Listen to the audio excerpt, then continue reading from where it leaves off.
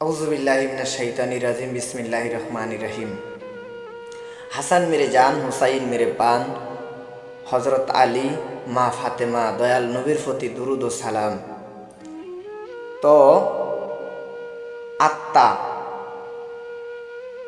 রূহ এবং এই নফস, এই দেহটা পাক ও পবিত্র রাখার জন্য হালাল বস্তু আহরণ করতে হবে।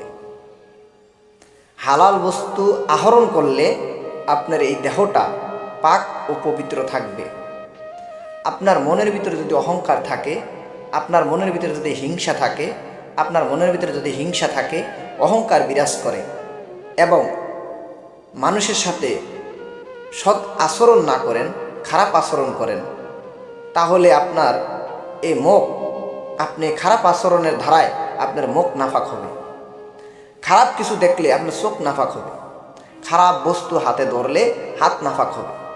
তো সুতরাং আমাদের খেতে হবে হালাল। হালাল উপার্জন করে, হালাল উপার্জন করে আপনি যদি খান, তাহলে আপনার এই দেহ, আপনার এই 3.5 হাত দেহ পবিত্র থাকবে। আপনি যদি হালাল ভক্ষণ করেন, হজ করেছেন, আল্লাহর কাছে গ্রহণযোগ্য হবে। আপনি যাকাত দিচ্ছেন, যদি হালাল খান, আপনি নামাজ সালাত আদায় করছেন, আপনি যদি সালাত আদায় করেছেন, যদি আপনি হালাল খান, তাহলে আপনার সালাত আল্লাহর দরবারে পৌঁছবে। তো আমাদের মূল উদ্দেশ্য হচ্ছে হালাল খেতে হবে। এই দেহ পবিত্র রাখার জন্য হালাল উপার্জন করতে হবে, হালাল খেতে হবে। হারাম যদি ভক্ষণ করেন আর আপনি যদি শত শত বৎসর এবাদত করেন, সেই এবাদত আল্লাহর কাছে গ্রহণযোগ্য হবে না। সুতরাং আমাদের খেতে হবে কি? হালাল।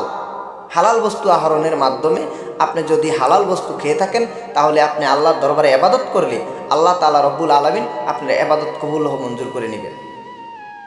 তো মূল কথা দাঁড়াচ্ছে কি? আমাদের হালাল বস্তু আহরণ করতে হবে। আমাদের হালাল বস্তু আহরণ করতে হবে, হারাম থেকে দূরে থাকতে হবে। আপনি অল্প আমল নাজাতের জন্য যথেষ্ট হবে, অল্প আমল নাজাতের জন্য যথেষ্ট হবে।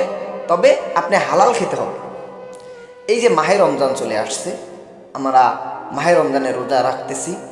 আমরা যদি হালাল বস্তু খায়া, হালাল যদি নিজের ঘাম পরিশ্রমের টাকা দিয়ে, যদি পরিশ্রম দিয়ে আমরা যা উপার্জন করি, তা যদি আমরা খেয়ে থাকি বা তা খেয়ে যদি রোজা থাকি, সেই রোজাটা আল্লাহর কাছে গ্রহণযোগ্য হবে। আমি রোজা রাখলাম, অন্যজনের হক নষ্ট করলাম। আমি রোজা রাখলাম, অন্যজনকে মাথায় বাড়ি দিয়ে আমি সেই খাবার এনে যদি আমি খেয়ে ভক্ষণ করে রোজা রাখি, সেই রোজা আল্লাহর কাছে কোনো যায় আসে না। আমার জবান থেকে যদি মন্দ, খারাপ আচরণ বের হতে থাকে, আমি যদি রোজা থাকি, সেই রোজা আল্লাহর কাছে, সেই উপাস থাকা আল্লাহর কাছে কোনো যায় আসে না। সেই রোজা আল্লাহর কাছে কোনো যায় আসে না। তো আমাদের জবান পবিত্র রাখতে হবে। পবিত্র রাখতে হলে পবিত্র খানা খেতে হবে। পবিত্র খানা আপনি খালে, পবিত্র খানা যদি ভক্ষণ করে থাকেন, তাহলে আপনার, যদি পবিত্র খানা আপনি ভক্ষণ করে থাকেন, তাহলে আপনার এই দেহ পবিত্র থাকবে।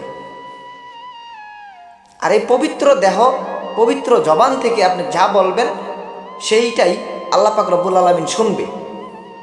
যেমন বলে আলেম ওলামারা দোয়া করলে দোয়া আল্লাহর আরশে পৌঁছে না, এটা অনেকে বলে থাকেন কি না? অবশ্যই থাকে যে আলেম ওলামা দোয়া করছে, দোয়া পৌঁছে নেই। কেন পৌঁছবে না কেন? অবশ্যই পৌঁছবে। সে যদি হালাল ভক্ষণ করে, তাহলে তার কথা আল্লাহর আরশ পর্যন্ত পৌঁছবে। সাবধান, যারা মুসাফির আছে তাদের সাথে খারাপ আচরণ করিও না।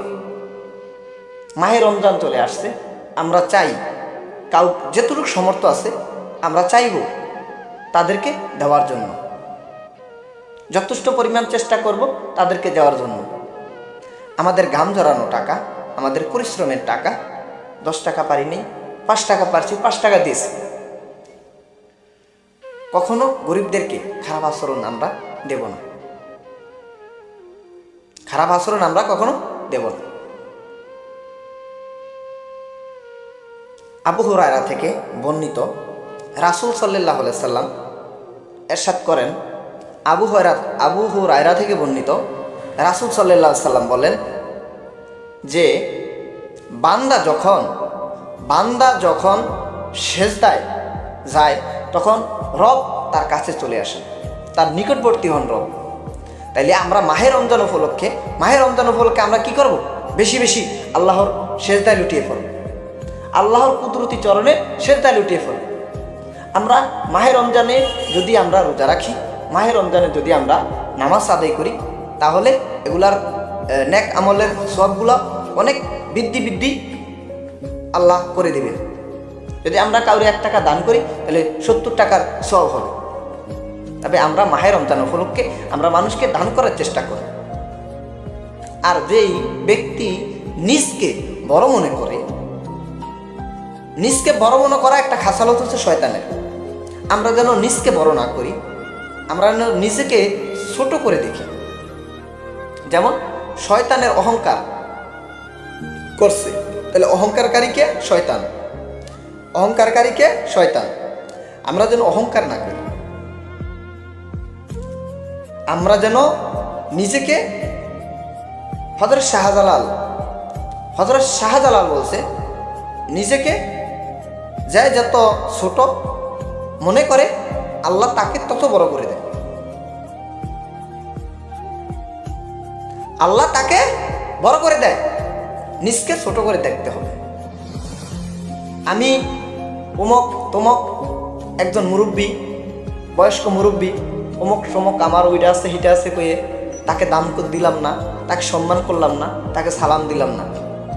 আমরা যেন এটা না করি, সব সময় নিজেকে ছোট রাখার চেষ্টা করবা।